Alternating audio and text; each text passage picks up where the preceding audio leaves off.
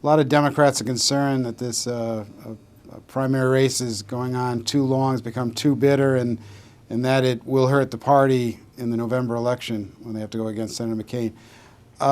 Your take of it? Are you concerned that it could hurt the party's chances? I am. I think it could. Now, this ought to be a year that Democrats can win.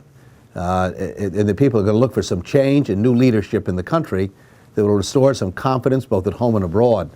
But I'm worried that if we end up slicing each other up as we are into August at the Democratic Convention in Denver, then the nomination won't be worth the paper it's written on.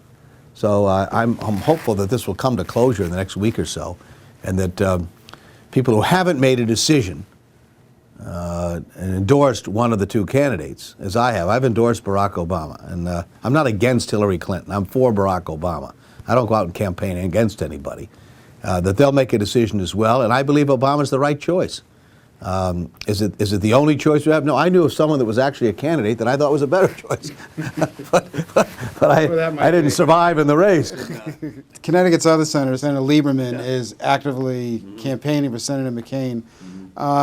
Given that fact, should the Democratic caucus welcome Senator Lieberman back into the Democratic caucus in 2009 with him supporting the Republican for president? Well, you know, look, Joe is an independent in the independent Democrat, I guess is what he calls himself, and wants to be a part of the Democratic caucus. And on most issues, there's a great concurrence.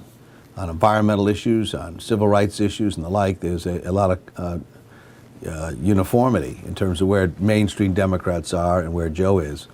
And I would suspect that those kinds of issues still mean a lot to Democrats. There's disagreement on the war, but that's not unique. I mean, there are other members of our caucus who have the same view as Joe Lieberman does on the war, but did not end up in the situation Joe did politically.